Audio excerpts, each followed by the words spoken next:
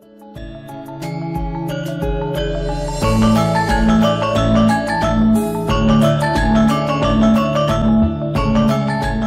budaya, lestari budayaku. Selamat datang di rumah kami bersama saya Yeti Martanti dalam Bincang Budaya. Laras, ngobrol santai, memadukan cipta, rasa, dan karsa.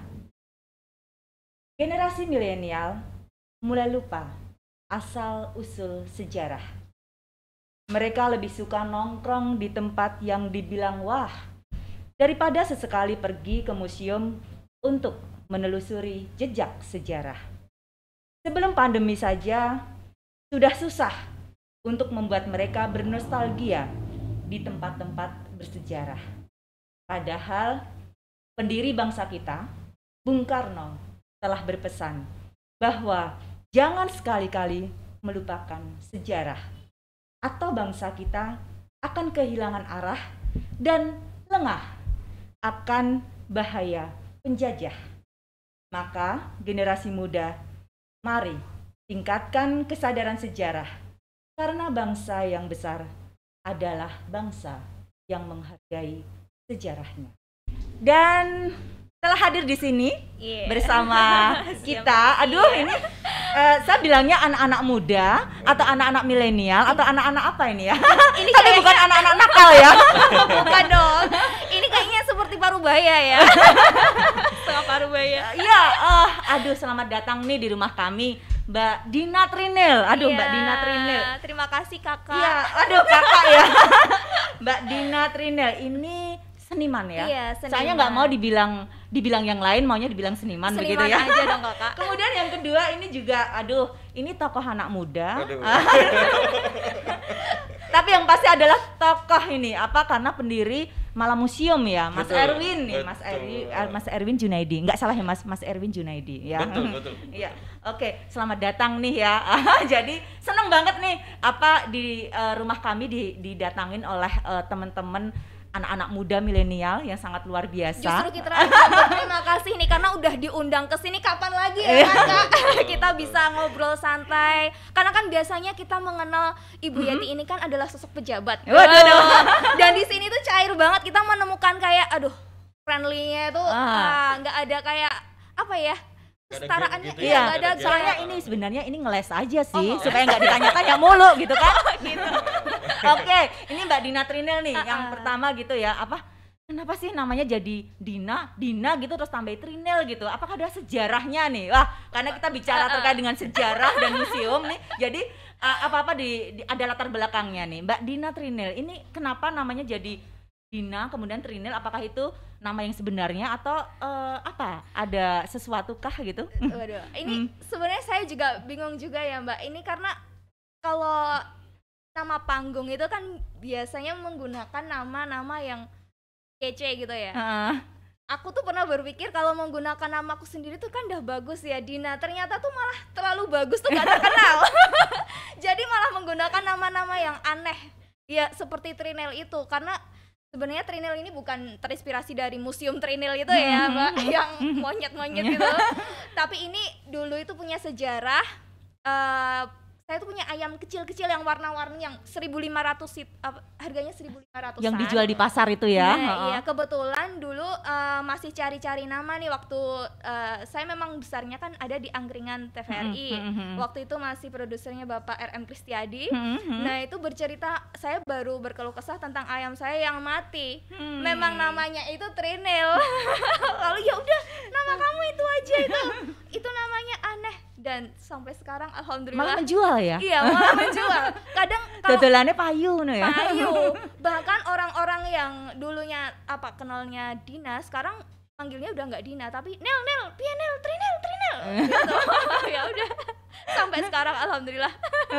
Ya, luar biasa. Jadi memang kadang nama itu kemudian nggak harus sesuatu yang menunjukkan tapi bisa juga itu menunjukkan karakter masing-masing dari orang ya gitu kan. Tapi justru ini menambah nilai. Waduh, menambah nilai jual. Nggak harus beauty lah ini. Aktivitas sekarang di masa pandemi ini tentunya ada beberapa hal yang mungkin tidak seperti dulu lagi ya. Iya, banyak keterbatasan yang kalau dulu bisa on air, bisa off air, kemudian bisa apapun gitu dilakukan. Saat ini kan semuanya harus ada batasan-batasan. Nah ini disikapi oleh pelaku seni seperti apa? Seniman, mohon maaf. Iya. Kalau untuk saat ini pandemi masih berjalan sih untuk syuting kayak rutinitas di angkringan masih, tapi memang sudah tidak ada penonton dan kalau mau syuting pun juga ada prokesnya. Lalu untuk yang di luar memang terasa signifikan sekali, semua merasakan, nggak hanya seniman sih, dagang dari sektor perekonomian pun pasti sangat merasakan kan Mbak. Jadi ya mungkin yang biasanya job sehari bisa 2 kali mungkin kita bisa merasakan sebulan tuh waduh ya gitulah, apalagi sekarang ada harga pandemi ini loh Mbak yang bikin beda dong. Jadi kalau harga pandemi lebih apa negotiable, maksudnya lebih mahal begitu.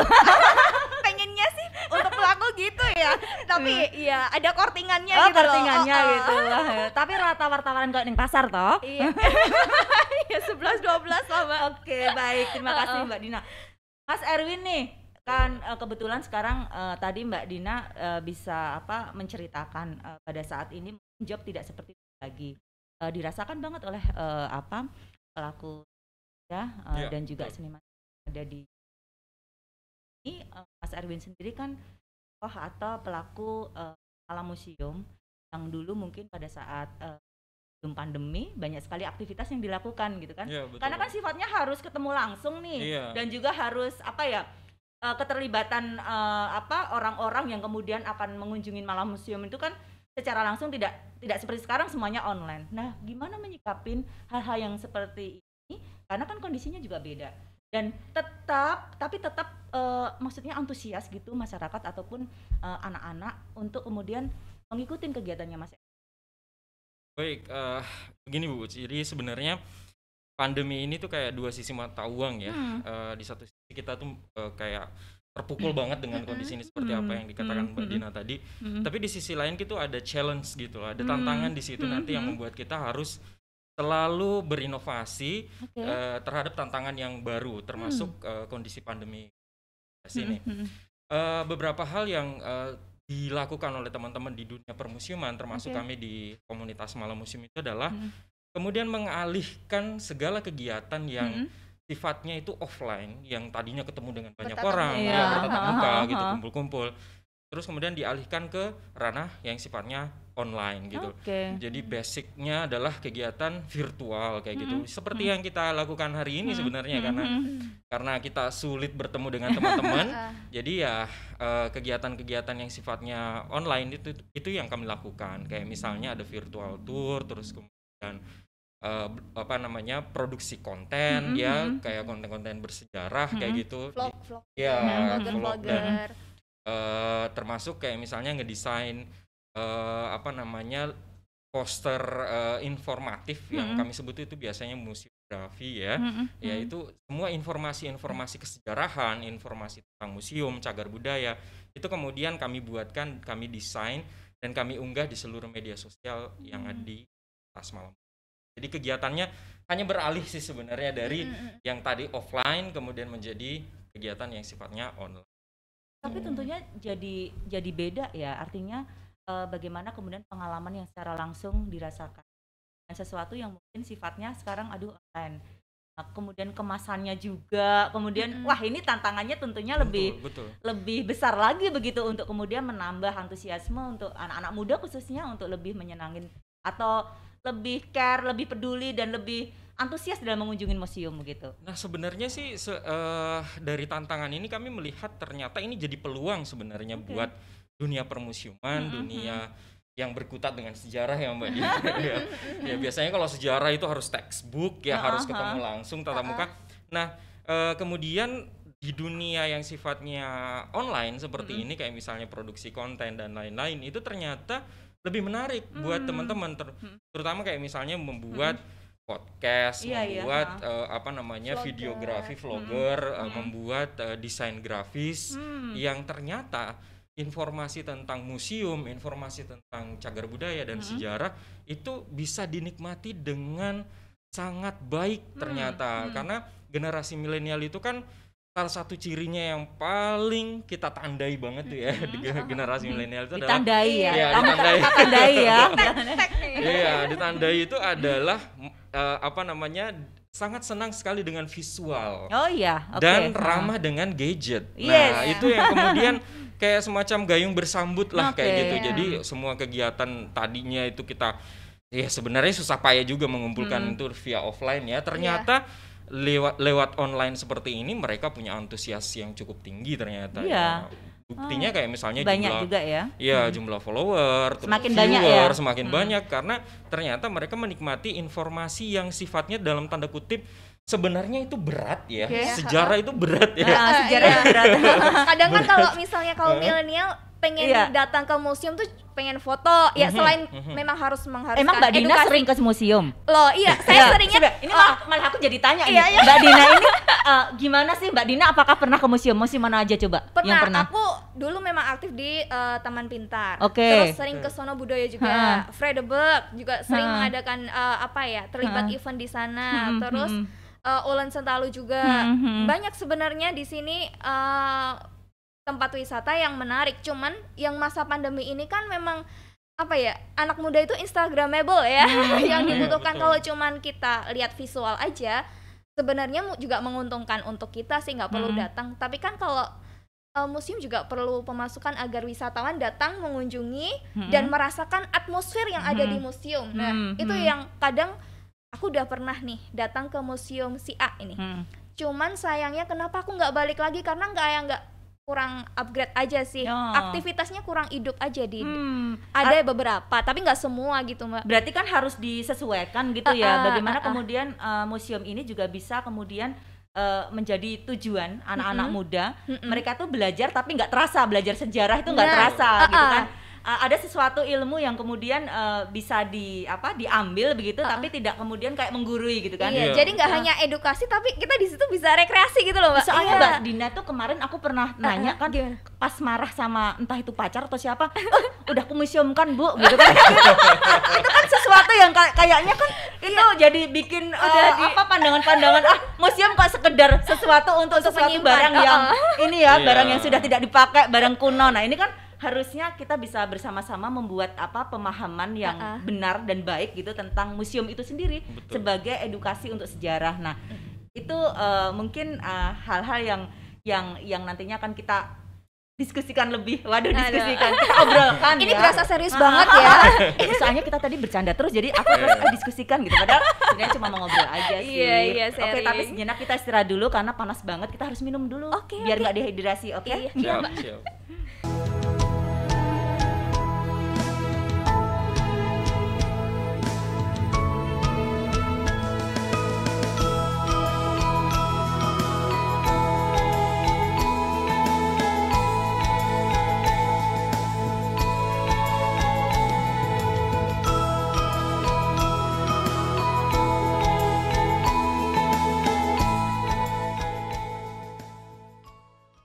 Mbak Dina, tadi sempat saya dengar museum tuh soalnya ada hal-hal yang mungkin harus disesuaikan gitu kan dengan bagaimana kemudian keinginan anak muda atau anak-anak milenial lah, anak-anak sekarang, termasuk anak-anak ini ya, anak-anak SMP, SMA ini kan juga mungkin mahasiswa-mahasiswa gitu kan sekarang juga sudah mulai tuh, tapi mungkin ada beberapa hal yang dianggap kurang bukan kuno sih, tapi kurang menarik aja. Iya, kurang menarik gitu. Kurang nah, interest. kalau menurut Mbak Dina itu harus diapakan gitu loh museum ini supaya Mbak Dina juga tertarik gitu, kemudian akan kembali lagi, tidak hanya sekali terus sudah gitu nggak balik lagi gitu kan. Kalau untuk bangunan itu ya emang museum gitu ya, tapi kalau bisa tuh ada pengupgradean, entah itu penambahan atau dari segi yang di situ ada foto booth yang benar-benar kalau orang datang pengen foto di situ tuh, atau menambahkan IT yang membuat semakin menarik. Mungkin kita bisa selfie dengan backgroundnya yang lebih menarik sama yang ada isi di museum tersebut. Misalnya Museum Jenderal Sudirman, kita foto tapi itu tuh udah menggunakan IT yang zaman sekarang gitu loh. Kayak sekarang kan anak-anak drakor banyak banget nih. Itu tuh kalau misalnya mereka selfie itu udah ada kayak IT apa nggak tahu, tapi backgroundnya tuh udah ada para boy. Iya, Leminho ada gitu. Leminho juga kayak gitu Mbak. Jadi tuh membuat menarik, ada kesan yang dibawa pulang. Terus kalau kenapa supaya museumnya hidup, yang dimaksud hidup itu mungkin aktivitas kayak yang disebut Mas Erwin Challenge tadi. Apalagi sekarang udah beralih ke setelah Instagram, TikTok.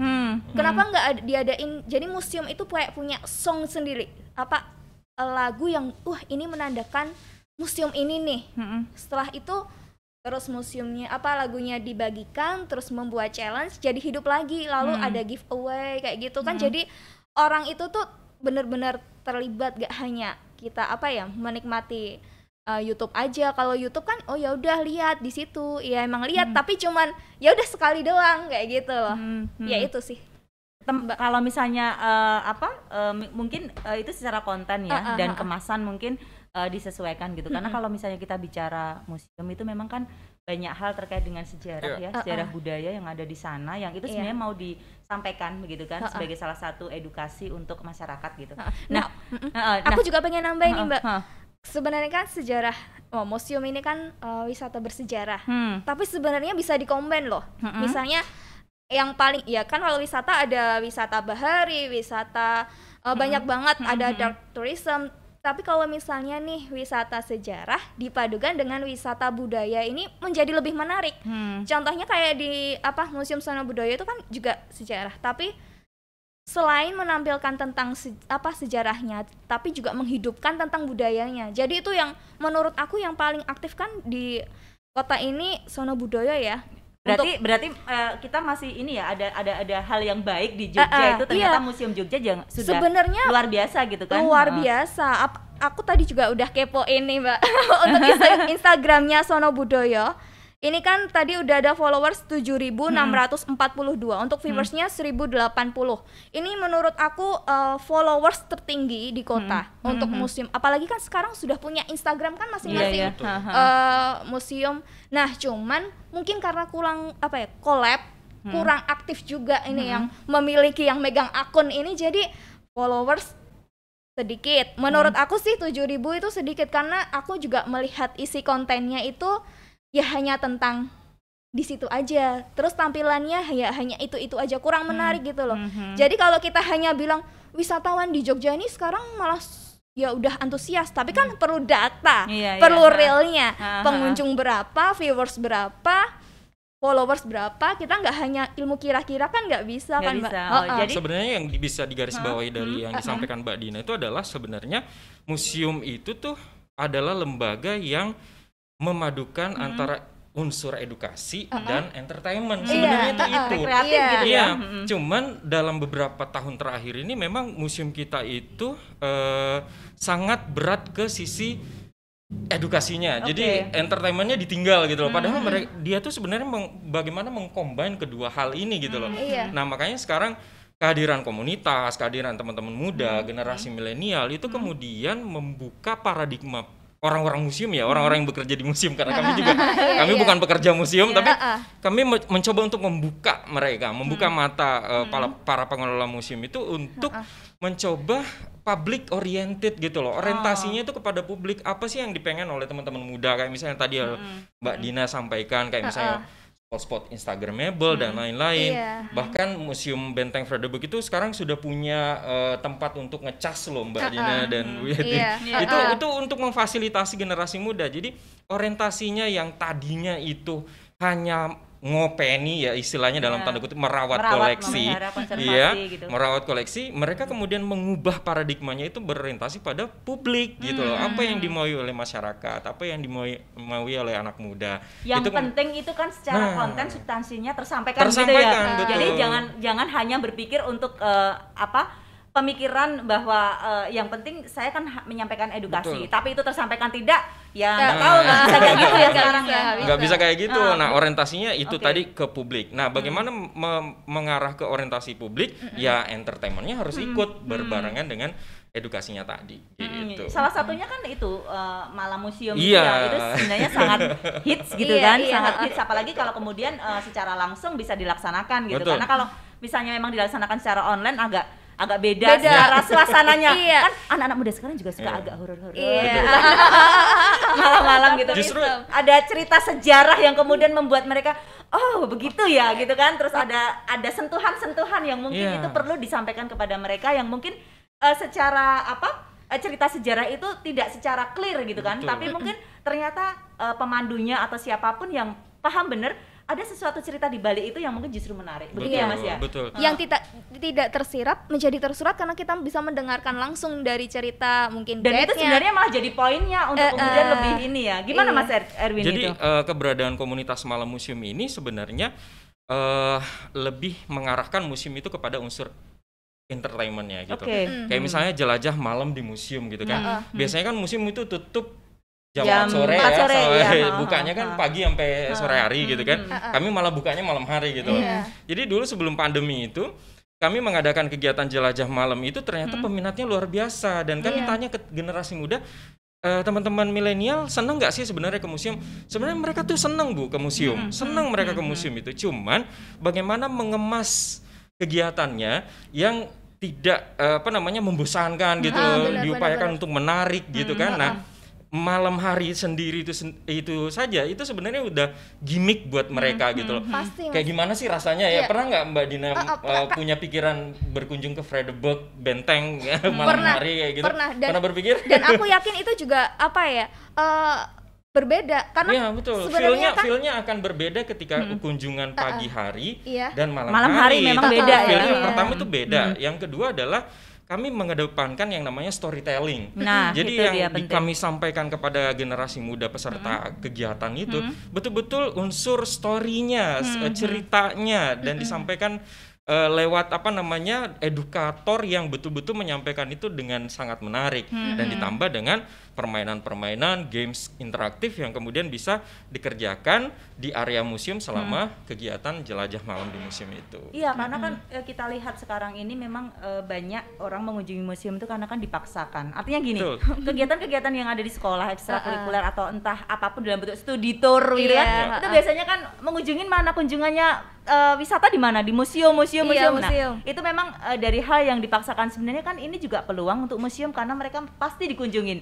Nah, cuman kenapa kemudian orang setelah itu tidak kepengen lagi gitu kan mengunjungin karena mungkin ada hal-hal yang harus disesuaikan seperti yang disampaikan Mbak Dina dan Mas Erwin juga udah banyak sekali melakukan hal-hal untuk kemudian mengoptimalisasi bagaimana kemudian kunjungan semakin banyak. Nah, sekarang parameternya tuh memang kalau online gini kan memang viewer, kemudian juga bagaimana kemudian bisa dikenal dan ini juga peluang loh sebenarnya, artinya bahwa dengan era saat ini yang semua orang pegang gadget gitu kan, nah justru bisa dipublish gitu, bisa dipromosikan nih museum-museum lewat media-media online, tapi tentunya dengan hal-hal yang lebih menarik gitu. Nah itu tidak hanya sekedar mungkin museumnya saja, tapi mungkin ada konten-konten yang menarik. Iya benar, karena kita harus Mbak, menurut aku sih museum itu kan udah jarang terjamah orang, jadi kita harus benar-benar menarik yang orang itu punya followers tinggi, iya kan? Kalau enggak ya kita sama aja innocent gitu, nggak ada apa-apanya. Influencer penting ya berarti? Penting sekali, apalagi di masa gadget kayak gini. Misalnya kita mau menarik tentang TikTokers, ya berarti kita harus mencari teman-teman yang viral di TikToks. Itu banyak banget itu, apalagi Jogja itu kayaknya seniman itu nggak ada habisnya. Dan kalau untuk mencari nggak ada salahnya kolaborasi. Nah, berarti kan kesimpulannya memang kita perlu berkolaborasi. Iya, apalagi di Jogja ini kan belum banyak. Kayak ya kita ngambil aja hukum dagang deh. Antara hukum dagang kan ada 3. Ini yang pioner yang pertama, enggak sih? Sebenarnya ini juga pelajaran, enggak hanya di museum. Sebenarnya aku juga pakai ini nih, Mbak. Pioner yang pertama atau yang terbaik atau yang berbeda. Nah, kita milih yang mana nih? Mau yang berbeda, kita yang mungkin biasanya vlogger, kita cari yang TikTok. Mungkin ya, itu untuk menambahkan ini beda nih museumnya nih, cara publikasinya beda nih. Yang ini pertama kali buat ini nih, ya kita harus cari yang yang bisa membuat orang tuh interest, ada satu value yang bisa diambil dari museum itu. Kalau sama aja ya udah cuma gitu-gitu aja, kurang berkembang. Memang harus menguras kreativitas sih sebenarnya, Mbak. Nah, sebenarnya kan itu kuncinya ya Mas Erwin juga Mbak Dina, bahwa kolaborasi itu sangat selama ini mungkin orang terlalu parsial juga nih ya dalam memanage ataupun mengemas sesuatu produk apapun itu yang kemudian untuk masyarakat. Nah, ini kolaborasi. Nah, kolaborasi apa yang dilakukan oleh Mas Erwin tentunya untuk kemudian semakin meningkatkan sebagai penggiat museum ya. Bukan penggiat bukan orang yang kemudian bekerja di sana, penggiat gitu. Gimana Mas Erwin nih? Justru sebenarnya kehadiran komunitas itu membantu sekali buat museum gitu loh.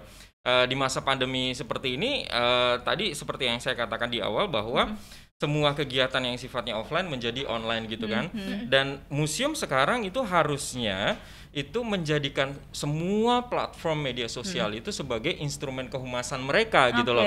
Nah, kolaborasi itulah kuncinya di situ gitu loh. Kayak misalnya menggait influencer, menggait komunitas yang kemudian bergerak di bidang itu, terus kemudian menguasai IT gitu kan. Jangan kemudian kita berpikir bahwa museum itu benda-benda kuno tapi nggak bisa dipadukan dengan benda-benda yang modern gitu kan. Nah, itu hal-hal seperti itu yang sebenarnya harus kita dorong pada dunia permusiuman, pada pengelola-pengelola museum, para pekerja museum, mereka harus melek di situ gitu loh.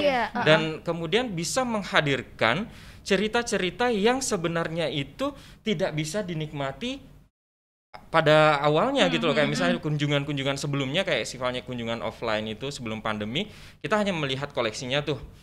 Nah, bisa mungkin pihak museum itu juga bercerita bagaimana mereka membersihkan koleksi museumnya gitu kan. Itu kan sesuatu yang di luar pengetahuan kita. Nah, ketika itu disampaikan secara online ya berupa konten, entah itu nanti apalah TikTok kah atau apa YouTube atau dan lain-lain, itu kemudian tersampaikan kepada generasi muda gitu loh. Jangan sampai kita tuh kena kutukan gini Mbak Dina ya. Kutukannya tuh gini ya. Kutukannya tuh gini. Jadi orang ke museum itu hanya 2 kali dalam seumur hidupnya. Ya. Waktu dia kecil diantar oleh neneknya. Nah, yang keduanya adalah dia jadi nenek ngantar cucunya. Jangan sampai kita kayak gitu. Nah, jadi harapannya sebenarnya kehadiran COVID-19 ini kemudian memicu orang-orang di dunia permusiuman untuk berkolaborasi, memanfaatkan semua sumber daya untuk menyampaikan kepada masyarakat bahwa ini loh sebenarnya museumnya yang sesungguhnya, fasilitas yang kemudian teman-teman bisa nikmati dan rasakan ketika nanti akan berkunjung setelah COVID ini selesai gitu loh. Nah, itu sebenarnya harapannya sih. Wah, ini semakin seru ini, tapi kita coba nikmati air putih dulu ya untuk agak meredam keseruan kita.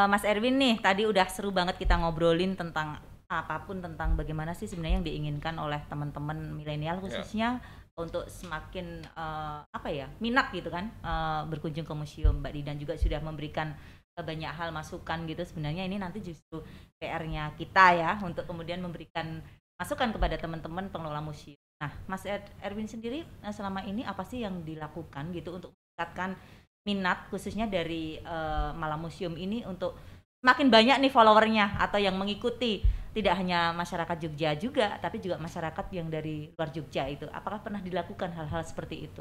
Kalau yang selama ini kami lakukan itu sebenarnya Bu lebih kepada informasi yang seperti yang saya katakan di segmen sebelumnya bahwa informasi-informasi yang tidak didapatkan pada saat kunjungan offline itu kemudian disampaikan kepada masyarakat via online gitu. Ya kayak kerja museum tuh seperti apa sih sebenarnya, ya orang-orang di konservator tuh seperti apa, supaya itu nanti kemudian ada kayak simbiosis mutualismenya itu gini Bu, memberikan kebanggaan tersendiri bagi orang yang bekerja di museum. Jangan sampai kemudian Bapak Ibu atau Mas Mbak yang kerja di museum kemudian punya stigma bahwa wah saya kerja di museum mengelola barang-barang kuno dan saya juga dimuseumkan gitu kan. Nah, jangan sampai kayak gitu loh. Nah, ketika itu disampaikan kepada masyarakat dan masyarakat tahu oh ternyata kerja museum itu seperti itu ya. Pekerja museum, edukator, konservator dan lain-lain, itu kemudian muncul kebanggaan dari mereka gitu loh. Oh ternyata pekerjaan seorang edukator, seorang konservator tuh seperti ini gitu. Berarti harus dari pengelolanya juga Dari yang pengelola, harus mempunyai kebanggaan untuk bagaimana bekerja di museum itu sendiri. Betul. Karena kan museum ini kan banyak hal tentang sejarah, sejarah bangsa begitu, sejarah terutama kalau yang di Jogja ini juga banyak cerita tentang sejarah yang ada di Jogja sendiri. Nah, kalau Mbak Dina sendiri itu apa sih yang diharapkan dari museum yang dimana kita tahu tentang sejarah itu kan juga dari museum, karena museum ini kan banyak memberikan edukasi kepada kita gitu. Nah, harapannya atau bukan harapan, apa yang diinginkan gitu, yang diinginkan untuk museum di Jogja sendiri itu seperti apa gitu Mbak Dina? Iya, itu tadi Mbak, aku pengen tuh museum itu hidup. Jadi apalagi kan museum itu udah terkenal tempat bersejarah, tempat benda mati saja kan. Dan kalau misalnya IT kurang mendukung, apalagi di situ nggak ada yang menghidupkan aktivitas apa ya? Mungkin ya memang perlu seniman atau mungkin entertain itu bisa dikatakan, tapi itu mungkin bisa dikatakan wisata budaya yang dikolabkan bersama wisata sejarah. Kalau hanya wisata sejarah memang saya rasa memang kurang menarik, karena tidak ada pengupgradean tentang pembangunan juga pasti susah karena memang harus ada terbentur aturan juga tapi kalau hanya bangunan konstruksi hanya yang begitu-begitu saja, mungkin hanya 2 kali memang kita berkunjung. Kalau misalnya ada ditambahin kayak seperti food court atau makanan kayak gitu, tapi kalau kan ada nih museum yang nggak usah kita sebutin, ada food court tapi yang sama sekali tuh nggak mendukung museumnya, jadi kayak metal gitu loh Mbak.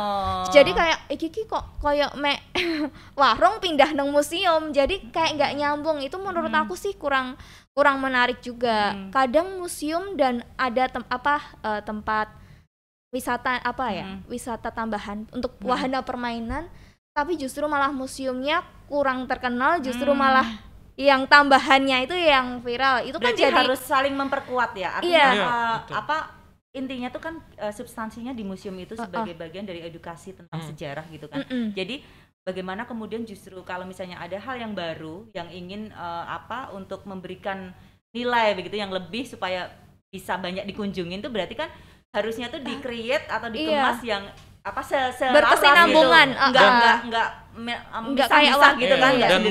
Dan museum itu sebenarnya nggak boleh alergi dengan kemajuan loh. Nggak boleh. Itu yang harus kita sampaikan gitu loh. Maksudnya nggak boleh alergi itu kayak misalnya kita bisa ngadain kayak misalnya fashion show di museum, itu sangat terbuka gitu kan. Ngobrol-ngobrol di museum, terus kemudian kafe di museum atau ngopi di museum, atau konser musik di museum. Asal museum itu memang secara sarana dan prasarana bisa, ya kenapa tidak gitu loh. Nah, itu yang sebenarnya harus dilakukan gitu loh. Jangan kemudian hanya berpikir bahwa kami menyajikan koleksi selesai gitu. Tapi bagaimana kemudian mereka punya upaya untuk menarik ya kegiatan-kegiatan yang tadi yang sifatnya lebih beratnya ke entertainment itu dimasukkan ke museum, tetapi dengan catatan tetap dihubungkan dengan tema-tema yang museum punya. Kayak misalnya kalau museum perjuangan ya konsernya konser tentang perjuangan. Ya perjuangan kayak gitu. Mungkin kita ngundang band siapa tapi nanti kostumnya menggunakan pakaian pahlawan kayak gitu. Itu kan sebenarnya menarik gitu loh buat generasi termasuk muda, kuliner yang menjadi bagian dari museum itu sendiri harusnya juga dikemas ya, tidak kemudian asal hanya nemplek gitu aja. Tapi bagaimana itu menjadi satu kesatuan yang bercerita juga, menambah memperkuat dari apa yang menjadi konten-konten yang ada di museum setidaknya itu sendiri. Atmosfernya Mbak jadi nggak tiba-tiba ini museum terus ini udah beda lagi, ruko bangunannya bukan kayak museum. Jadi kan ada nih tipe-tipe wisatawan misalnya kuliner nih, pengen memang di situ misalnya di museum itu ada makanan yang memang enak. Tapi ternyata selain makanannya enak, itu tuh tempatnya juga mendukung di museumnya. Jadi nggak metal gitu loh. Ya harusnya sebenarnya kayak misalnya kalau ngomongin soal makanan ya, kayak misalnya banyak sekali yang bisa kita gali, kayak misalnya di museum misalnya yang bertema perjuangan, Frederick dan kawan-kawan kayak gitu, mungkin dia bisa mengulik tentang makanan kesukaannya Pak Sudirman tuh apa, makanan kesukaannya Hamengkubuwono ke-9 tuh apa, dan itu kemudian disajikan di food court menjadi gitu kuliner loh. utama kuliner gitu ya, yang disajikan di situ, dan itu mengundang gitu. Kemudian waitersnya mungkin kayak ya ala noni gitu, ala noni atau apa namanya, ala orang-orang Belanda kayak gitu. Waitersnya noni terus jiragannya yang pakai baju Jawa gitu ya. Wah, itu jadi kayaknya kita mesti langsung sering main ke sana nih, Mas. Iya, makanya akan sering berkunjung kan, tidak hanya sekali dua kali doang, tapi akan selalu berkali-kali gitu. Nah, ini justru ini akan tidak menguji sih, tapi seberapa besar kecintaan pada museum sebenarnya pada sejarah gitu kan. Itu ini ada beberapa pertanyaan ini yang harus dijawab cepat ini ya. Aduh.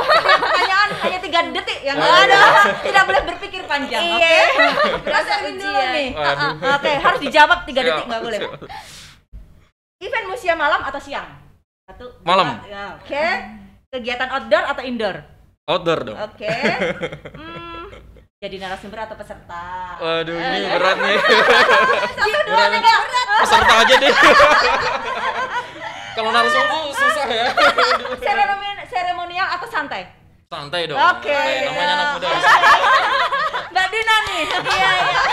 Mbak Dina nih. Aduh. 3 detik ya. Iya. Enggak usah dipikir. Harus dipikir tapi cepat. Tapi biasanya 19 detik tuh. Aduh, beda lagi. Iya, 3 detik. Museum atau mall? Museum. Itu Instagramable. Kami berpikir dulu. Kayaknya jawabnya tadi mau museum. Mau museum gitu. Tapi ini jujur ya, saya mau pengen katakan sebenarnya selama pandemi ini saya belum pernah ke mall. Oke. Selama pandemi, tapi kalau sebelum emang tiap hari sih. Gimana dong wanita? Jangan sampai parkir di museum tapi melipirnya ke mall gitu ya. Itu masalahnya, Bang. Oke, lagi lanjut ya. Belajar atau cuci mata? Cuci mata sih. Cuci mata tuh sebenarnya belajar juga loh sebenarnya. Iya, ya itu pelajaran kan, cuci mata itu sebagian dari pelajaran.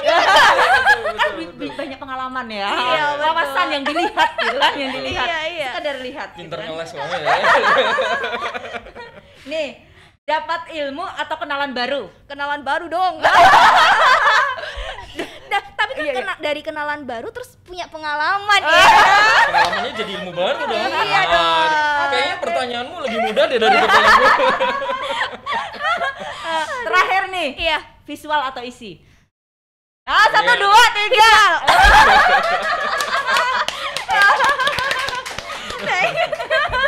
Aduh. Nah, ini tadi penggambaran aja. Berarti kan memang ada beberapa hal yang memang harus diperkuat nih untuk museum. Bagaimana kemudian edukasi tentang sejarah itu supaya lebih bisa dipahami. Ternyata ada beberapa hal yang harus diselaraskan dengan konteks keinginan masyarakat saat ini, khususnya anak muda, dan juga kolaborasi yang terintegrasi dengan baik begitu kan. Betul. Antara semua pemangku kepentingan untuk kemudian membangun museum jadi lebih baik lagi dalam memberikan pembelajaran kepada masyarakat. Aduh, seneng banget nih. Aduh, sambalnya enak banget ya. Pokoknya di sini terlihat santai banget ya. Aku kira biasanya kan takut kalau ada ketegangan atau gimana nggak bisa jawab, ternyata urat nadi ketegangannya sudah habis. Oke, terima kasih, dan kita akan undang lagi nanti suatu saat dan harus datang ya. Iya, kami tunggu, Mbak. Terima kasih. Terima kasih.